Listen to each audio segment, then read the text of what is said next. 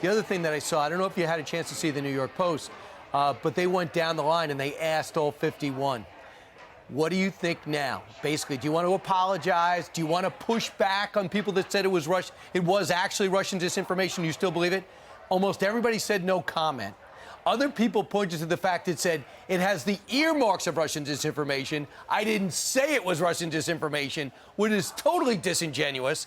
And number two is, I don't think any of them looked at the laptop, even though they have the top secret clearing and had to page through all the porn and all the crack and everything else that Hunter Biden did. And the other thing that stood out is that Joe Biden, as a nominee, looked into the camera in that debate and said 51 intel agents said that this is classic Russian disinformation.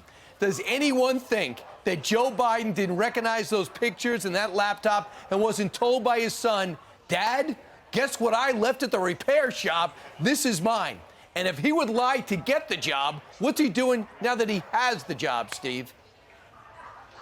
You know, Brian, when you were describing that, what I was thinking is, you know, of the 51 intel community experts, largely who retired, who signed that letter, you know, I've heard a couple of them, and what they've said is, at the time, that's the information that was available to me. Well, you know what? That has echoes of what we're hearing from Merrick Garland now, supposedly. If he is the unnamed senior political appointee who waved the Department of Justice away from Hunter Biden, we don't know that the AG is a liar, but we do know that apparently somebody may have given him some information that was not true. Because remember back about 6 months ago, we on this program talked a little bit about how the Washington Post had that exclusive. There are FBI investigators who said, we've got enough to indict Hunter Biden on tax evasion. Okay, so we hear that. It's like, okay, when's it going to happen? When's it going to happen? When's it going to happen? And apparently behind the scenes, Merrick Garland, it sounds like, according to this whistleblower, if he's the guy, put his thumb on the scale and said there's nothing there. So it becomes a question of who told him this stuff, Ainsley. And to some, it looks like, yesterday we had Mike Turner on this show, he said it looks like obstruction of justice. The Department of Justice blocking the investigation from going forward. But who was the person at the top? It has echoes of Watergate. You know, it wasn't the crime, it was the cover-up. We don't know if the Bidens we don't know if the Bidens broke the law in making all that money that they did, but we do know obstruction of justice is against the law. Well, the whistleblower said he does have evidence that Merrick Garland wasn't telling the truth when he was in front of Congress. And if that is the case, and he can prove that, then Merrick Garland could, he'd be in big trouble. He could go to jail. So, but in March, Garland did go to Congress, and he said the investigation was free from political interference. You're right, Steve. Maybe he didn't know about it. Maybe it didn't reach his desk, and he wasn't sure at that time. But that was just this past March. So the IRS has been investigating this for a long time. IRS finished its investigation more than a year ago. FBI finished theirs more than a year ago. There's word that there's growing frustration within the FBI because their work was completed a year ago. Possible charges for Hunter, 2 misdemeanor charges for failure to file taxes, 1 felony count for tax evasion, and 1 felony count related to a gun purchase. Whether or not he's charged, that's yet to be determined. And going back to the CIA information, what happened was the Post released that information, right? That Hunter Biden laptop story right before the election.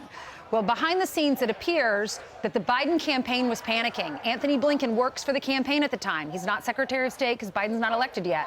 They're freaking out because Trump might be elected again if this story gets out. So they go to their intel community where they had, you know, close buddies in the intel community, and they say, gather your people. You're the head of the CIA. You're the acting CIA director. We need you to sign this letter, and we need 51 signatures on this letter. They all signed it. If your boss comes to you and says, sign this letter, right, you're probably going to sign it. Not the boss. No, but Michael Hayden didn't have a boss. Leon Panetta didn't have a boss. John Brennan didn't have a boss. You're right. A lot of them were top people. They're just top people with reputations. Leon Panetta signed it. John Brennan signed it. And Mike Morrell told Congress, he said, I had no intention of writing any statement that would exonerate Hunter Biden until Blinken's call. I'm going to just instead of getting involved in the nuance, I'm going to take a broad swipe. If I'm Leon Panetta, if I'm any of these people, before I sign my name and reputation away on that could determine an election, I called Joe Biden. I go, Joe, is that your son's laptop? Because I don't want to put my reputation on the line. And by the way, I would just ask Joe Biden flat out, is that your son's laptop? And then ask Merrick Garland, does it normally take 5 years to investigate somebody with all this information? 5 years to come to fruition. So instead of saying they were keeping the investigation from me, the guy's naked with hookers and crack, and he's sitting there with money's gone. He's $2 million in debt. Money's coming in and out. It's so obvious there's a problem. You do not need Merrick Garland to have a sixth sense. Do you know what we need? We need an Elon Musk in the intel community to come in and just clean house and make sure everyone is not going to be political so that we can trust them. There are a lot of agents, obviously, in the field offices that we love. Most of them are really great, but they can't be political. You can't sign off on that if you didn't read it. Correct. I'm Steve Doocy. I'm Brian Kilmeade. And I'm Ainsley Earhardt. And click here to subscribe to the Fox News YouTube page to catch our hottest interviews and most compelling analysis.